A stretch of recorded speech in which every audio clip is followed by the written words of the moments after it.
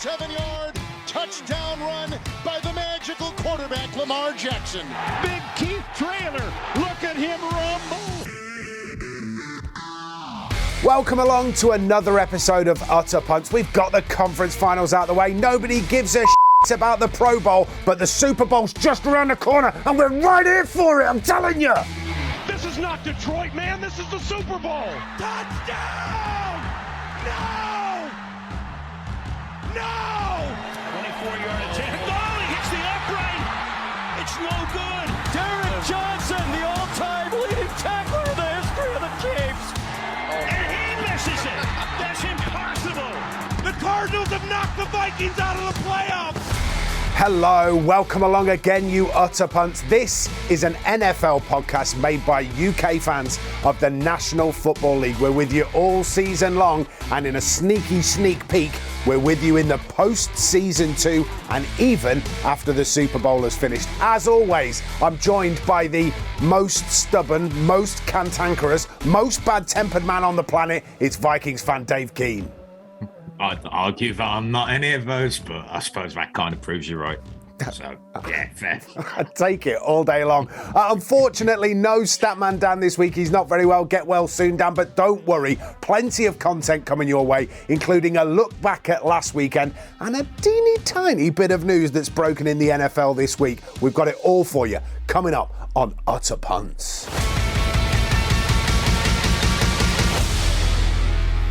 Hello, welcome along. Yes, unfortunately, no Statman Dan this week, and he's under the weather, God love him. I believe he was running a temperature at one stage of 42 degrees Celsius, which I mean, if you stay at that temperature for too long, Dr. Dave, you're pretty much dead, right? Yeah, the brain does not like being kept at that kind of temperature, so I'm glad he's feeling a little bit better today. Though I do think we could potentially change his name to Contagious Dan, because it would just amuse me for a while. Obi-Wan Kenobi is you, and Contagious Dan. That's fine by me. I'm Bears fan Liam Bradford. No, I'm not. I'm Giants fan Liam Bradford, but these two will have you believe that I've got a soft spot for the Chicago Bears. We're going to talk about plenty of stuff over the course of this episode. It might not be as long as we normally go, but There's not as much content as there normally is because we only had 2 games at the weekend and we've got no games coming up this weekend. And as I said in the intro, it's the Pro Bowl, and that even has changed slightly from what it used to be. So maybe we'll come on to that in a little bit. I suppose the big bit of news to come out of the NFL this week is that Tom Brady has officially retired, Dave Keane. I say officially because clearly he actually retired back in October looking at the performances, didn't he? Oh, come on. He missed Brian Jensen. I know that you weren't a fan of Brady this year, but like there was no O-line there. The weapons were taking a hit. He eventually connected with Evans, but yeah, the team was nowhere near as good as it was in the Super Bowl year. They missed Gronkowski. They missed whilst Brady didn't appear to get along with Arians, who does appear to be quite a confrontational guy in his own right, I do think that there was the potential for them to have had a better year than the one that they did. And I think Brady's now just getting out of the game while he's still kind of at the top, in my opinion. But obviously you have a slightly different one. Yeah, I do have a different opinion. I think he's let himself down this season. I think if he was really going to come back and chuck in some of the performances that he's thrown in this season. And let's be honest, a couple of them have been dialed in from 600 miles away rather than actually him being on the field. If that was going to be the case, then he should have just stuck to his word in the close season and retired after the Super Bowl win. I don't understand why you would come back and half-arse it the way that's been half-arsed this season. I mean, who knows what's going on in someone's head? Maybe he wanted out of his marriage. I don't know. Like, you know, if he realised that by coming back he could get out, I don't know. But I like I say, I'm a fan of Brady. Like, I hate him at the same time, probably like most people, but that's only because he made the NFL non-competitive for a number of years. And with him gone, there's going to be a new dawn, and everyone will see Mahomes as the next great quarterback. And you know, like the guy can play on one leg, so He We might are well be. going to talk about that game and the other conference championship coming up in a few minutes here on Utter Punts. Before we do that, though, there's been some coaching moves as well, hasn't there, this week, including someone's off to the Texans, somebody's gone to the Colts. What's going on, Keno? Put us all straight, would you? Well, okay. So D'Amico Ryans, the former San Francisco 49ers defensive coordinator, who obviously they kind of failed to stop the Eagles, but then context of the game that we'll get into later probably lent itself to that. He's gone to the Houston Texans, which that's kind of exciting. That's first time that I can remember that they've had a young up and coming coaching candidate who I think will be able to build a rapport very quickly with the players that they've got over there. And the Texans will come strong again, because at least they've got some draft picks to play with. And obviously they got the haul from Deshaun Watson. They're in a position where they can build, so I can understand why he's gone there. Then I think Keelan Moore's gone from the Cowboys over to the Los Angeles Chargers. So that's Herbert getting a new coach, a new offensive coordinator. So unfortunately, they decided after they threw away their lead that they needed to change there. Cowboys fans seem quite happy about it, Liam. But he's gone. Yeah, it's a weird situation, isn't it, at the Cowboys? I think, America's team and all that jazz, and it's been more disappointment for them again this year. And I suppose any change at the moment is probably being seen by those Cowboys fans as a positive for the franchise. Mike McCarthy will be calling plays next year. What do you think of that? I don't know how to answer that without getting myself in trouble, Keno. Good luck, Cowboys! Yeah, very, very much so. I think that maybe I'm wrong, but I do think that takes away any of McCarthy's final excuses. He kept Keelan Moore on. He inherited him from the last head coach.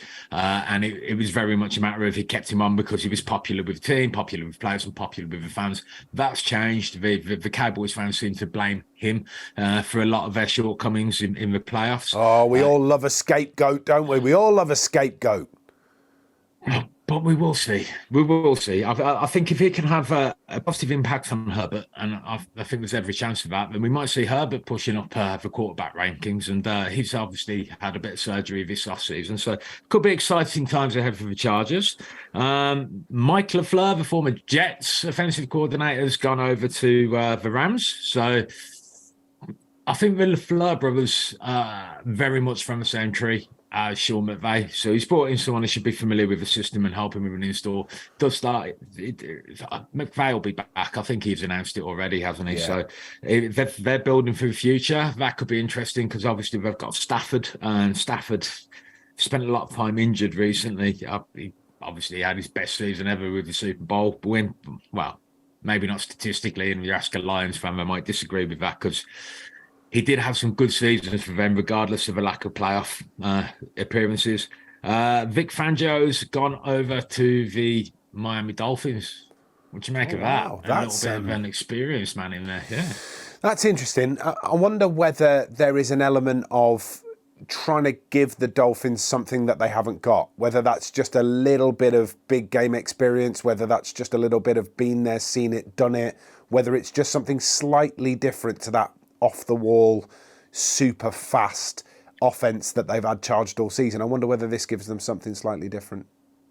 Yeah, I think it could be a very nice compliment for Mike McDaniels, who Dan and I have spoken about it in the past. We both like him, but he is a little bit out there. I mean, potentially vaping on the sideline. Even if he wasn't, he knew what he was doing in terms of causing that controversy. He seems to be a little bit of a wind-up merchant, whilst Fangio's got a reputation for being very much an old-school guy. It normally takes him about a year to get the players together. That allows him to build the defence that can dominate. But I think that the Dolphins are already coming with some good parts. Xavier Howard, I think he's playing for the Dolphins, isn't he? I'm getting mixed up with the Bills fan. This is where we missed Dan. But they've got good cornerbacks on the Dolphins. they've also got a lot of potential in their defensive line. So I think that Fangio looks at it and probably thinks he can get results for them sooner rather than later. If he gets on with McDaniels, brilliant. Like you can see them being very much a chalk and cheese kind of relationship, but getting the right dynamic as a whole out of the locker room. Possibly giving them a little bit of more old school discipline on the defensive side of the ball, and that might rub off a little bit on Mike McDaniels as well. He might realise that you can't just do what pops in your head all the time. Got to save it for those special moments. So be interested to see what happens there. Then I think that the other particularly interesting one is the Sean Payton going to the Denver Broncos. Wow. 4 draft picks. So trade has taken place between Denver and the New Orleans Saints, who owned the rights to Payton when he retired. And they have sent the draft pick that they got this year for the trade of Bradley Chubb. Oh, wow. And then next year's second, I believe, is the other bit. So Sean Payton over to the Denver Broncos. Do you think Rennie will be happy? I hope so. If you don't know who Rene is, it's a perfect segue, that, Dave. Absolutely spot on. Thank you for all of that information. Rene is one of the owners of endzonekit.co.uk, proud sponsors. We're proud to be sponsored by endzonekit.co.uk. They provide some of the best NFL merchandise in the UK at some of the best prices, and not just your run-of-the-mill stuff that you would get on the NFL website, but some of the absolutely magic retro stuff as well. So you can absolutely kit yourself out and support your team in style. That offer is still going, by the way. Enter code PUNTS at checkout for 15% off, and maybe, just maybe, if you're quick enough, you'll be able to get yourself some gear ready for the Super Bowl, depending on who you are cheering on, which segues us nicely into looking in fact, we'll look back at last week before we look ahead, shall we? All coming up in a sec after this.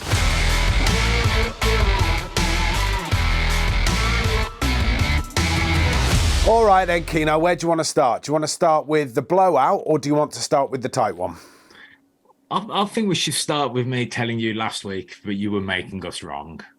Because you were making us wrong. However, you also made us wrong on the second one where Dan was right and I was wrong. So, like, at the same time, I'm nothing if our not little draft consistent. game didn't go well for you, didn't it, Liam? In fact, nothing last week went well for me at all. The draft game went terribly. My predictions went awfully. And I'm wondering whether or not I actually want to carry on doing this. If I'm being completely honest with you. Please don't go down that road, Liam. We can bring you back from the brink. I'm not sure you can. I think I'm done. Right, no, seriously. Let's start with the 49ers, shall we? Because, just anything that could possibly have gone wrong in that game for the San Francisco 49ers went wrong, didn't it, Dave? It really did. Brock Purdy hurt the same elbow joint that Josh Allen did, and I think we've got an answer now to who's got the Warrior gene. Josh Allen does, Brock Purdy maybe doesn't, but at the same time, Josh Allen's not human, and you can't blame Brock Purdy for being human.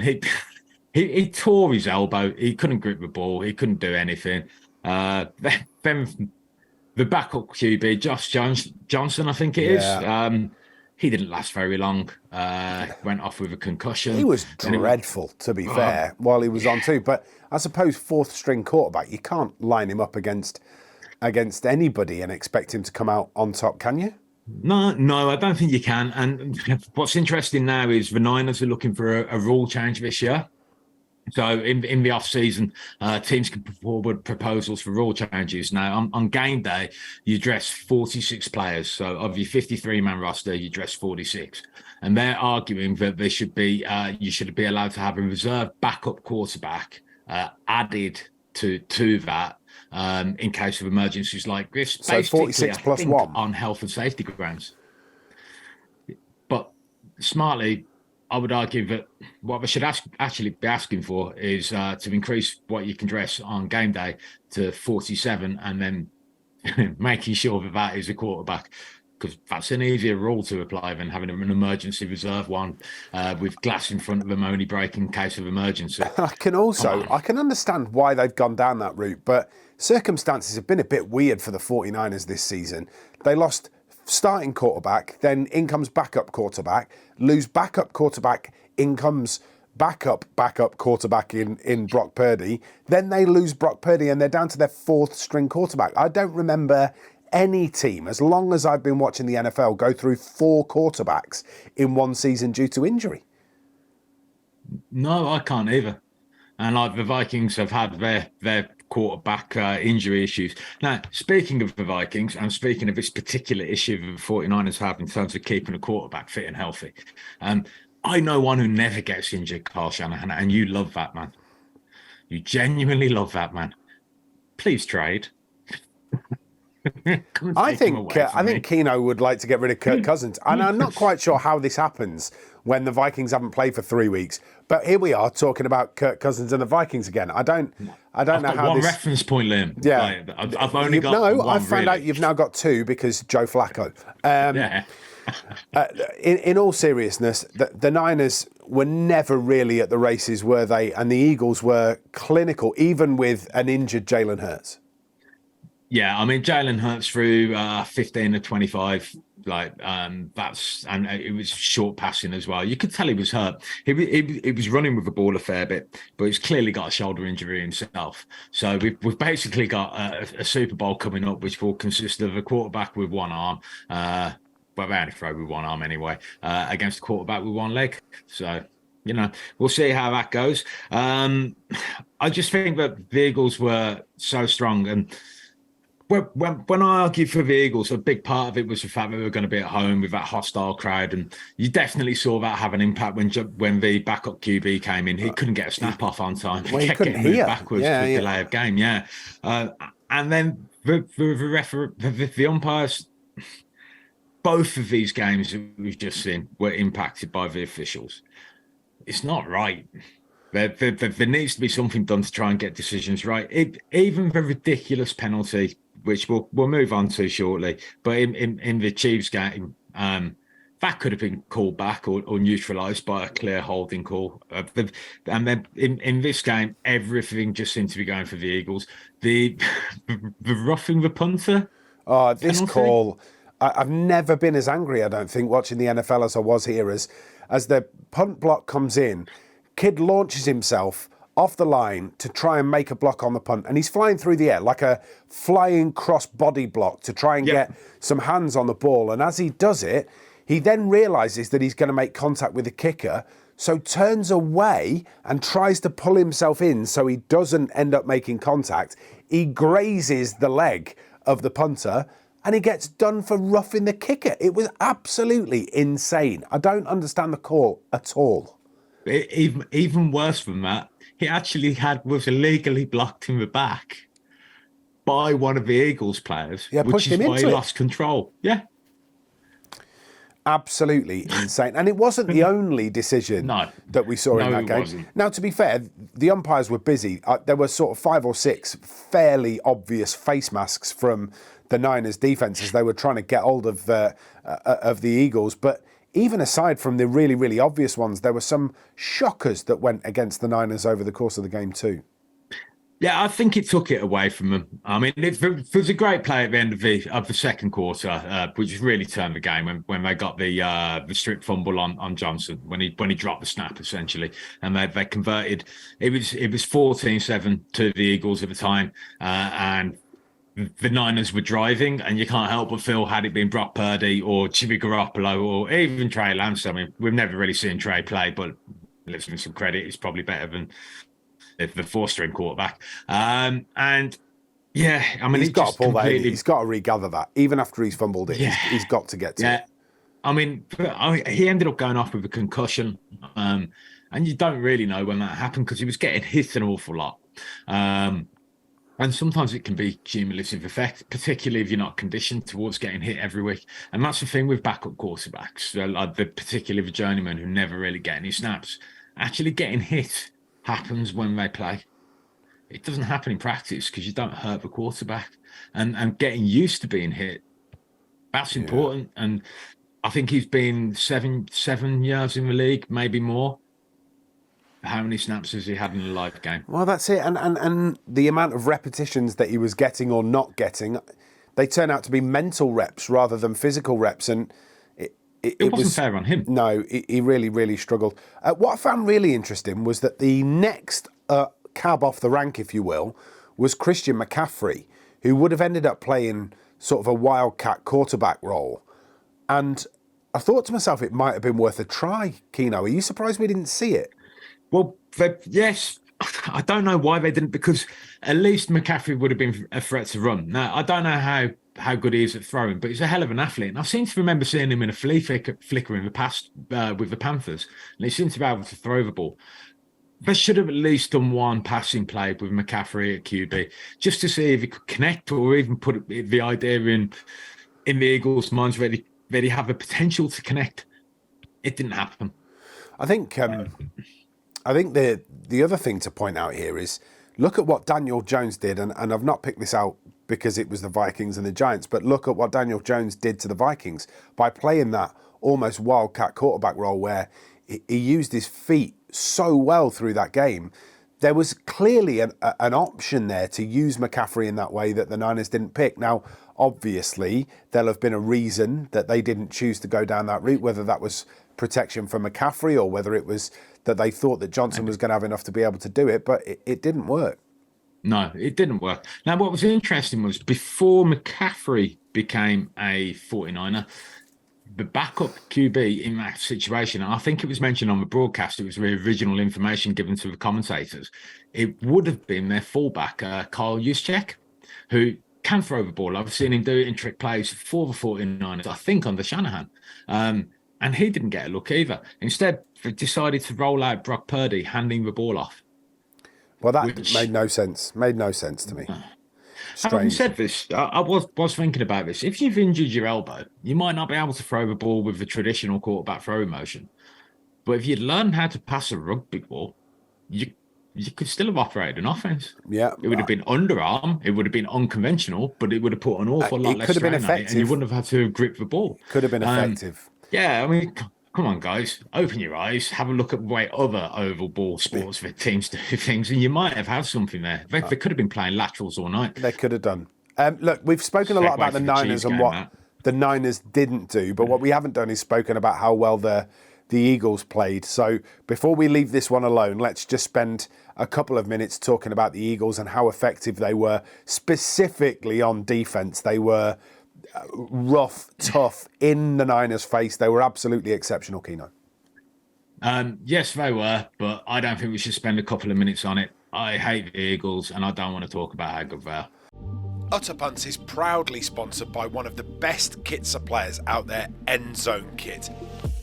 Endzone is a transatlantic company whose mission is to make finding kit a little bit easier and a little bit more affordable so you can represent your favourite American sports teams. Whether you're looking for NFL, college football, baseball, hockey or basketball memorabilia, Endzone's got you covered. With sizes from newborn up to 3XL, anyone can find something at endzonekit.co.uk. And one of the things that we love is that they have a whole range of retro and pre-loved gear so you can rock your vintage style while supporting your team. So why not head to endzonekit.co.uk and find yourself a bargain. And because you listen to Utter Punts, you can have a 15% discount at checkout when you use the code PUNTS. endzonekit.co.uk, the place to go for your American sports kit. Okay, well done to the Philadelphia Eagles. They're into the Super Bowl. Let's move on, shall we, to what was the more entertaining, I would suggest, of the two and less disappointing of the two conference championships. And it's Patrick Mahomes and the Kansas City Chiefs that will be meeting the Eagles in the Super Bowl. And Mahomes, dearie me, how special is he? Not only can he do it, he can do it on one leg, Dave. It defies logic, and I do like him. I've always liked Patrick Mahomes because he seems to play with an effusive enthusiasm, and he does seem to be team orientated. He's not only interested in what he's up to, and for that reason, he does have the potential to be the next great star. I was astounded he was as effective as he was, particularly when he was running out of the pocket and still throwing the ball. He must have been some amazing painkillers he was on. I'm just glad that his leg held up, and now he's got a couple more weeks where he should be able to heal up and get there. but I fell for Joe Burrow. That O-line didn't protect him in the slightest. And Dan was proven correct in his assessment of what Chandler Jones would do to them. Was it 4 sacks in consecutive plays? I think something like that. It was Incredible. 3 or 4, and constant pressure. That first quarter it was incredible. I'm not too sure. You sided with me on that one, didn't you? And went Bengals, Yeah. so I talked you into it. I'm sorry about that, buddy.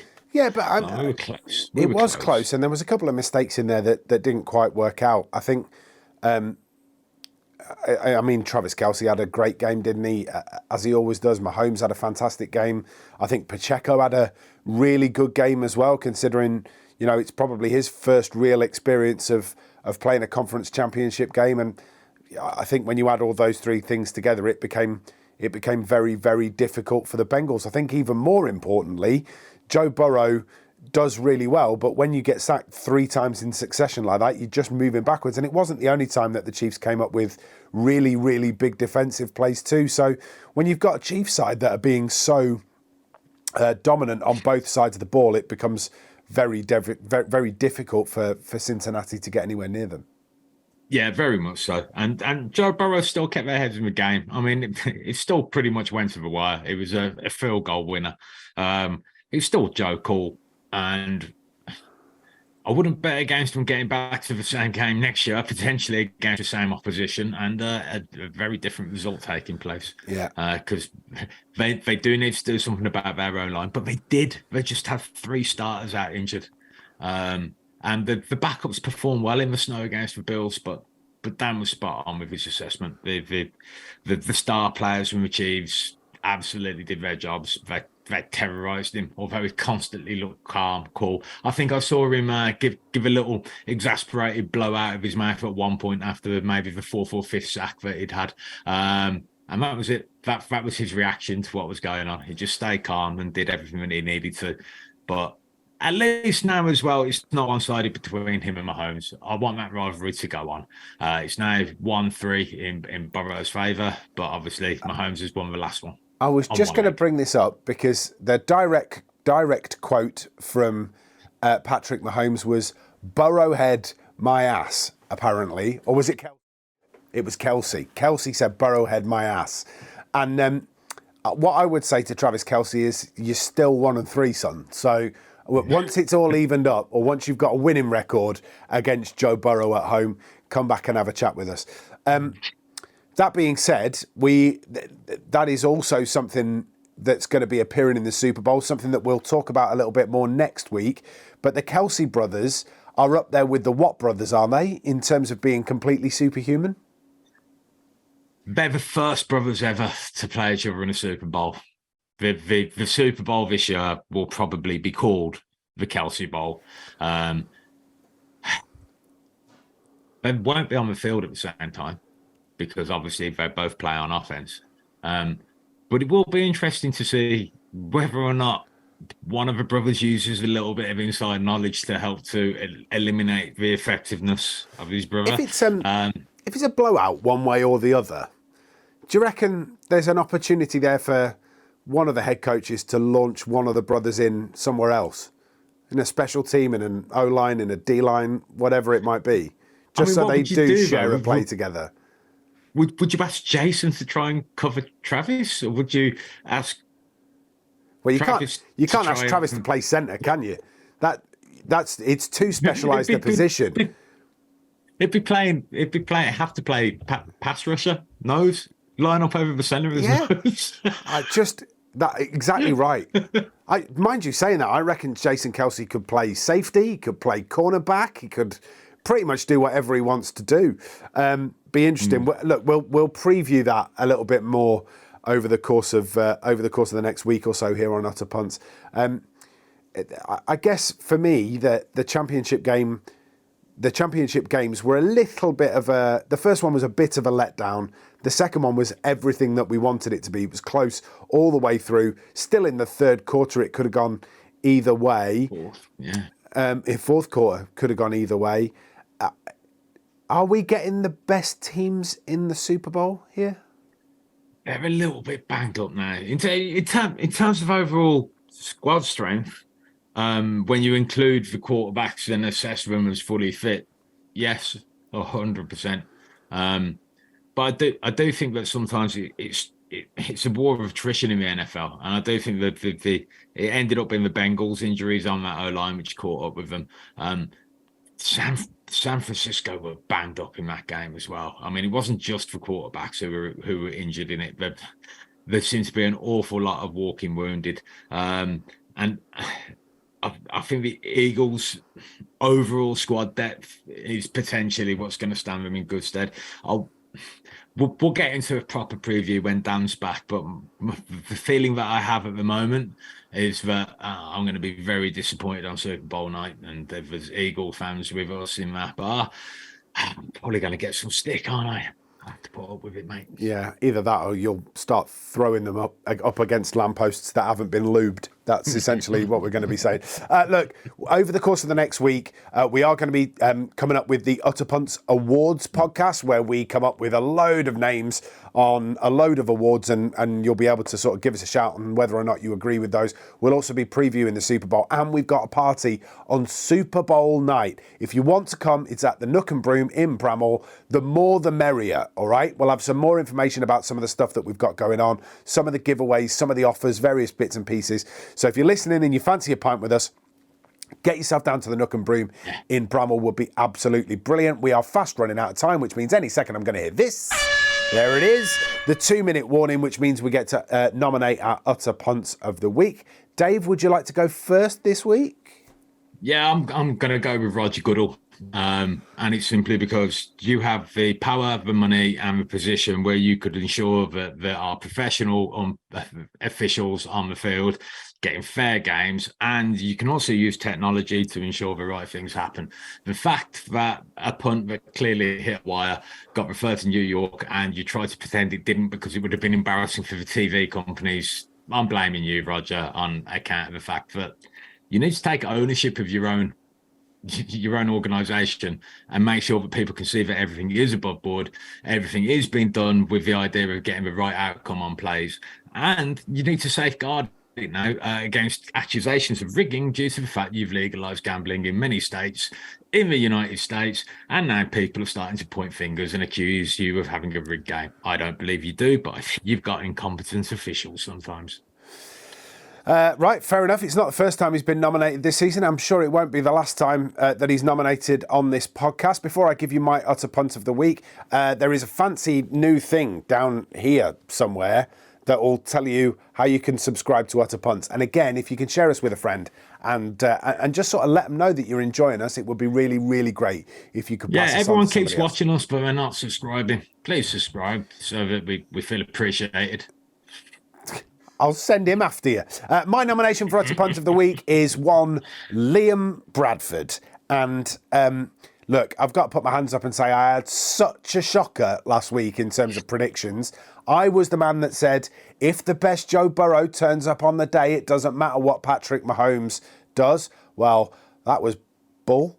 And then I said that the 49ers would win. And, well, that was bull. And then I said that definitely the Chiefs wouldn't have enough to beat the Bengals, and that was, well, it was bull. And then I also came rock bottom in the little draft game that we did, which Dan and I drew, which annoyed me.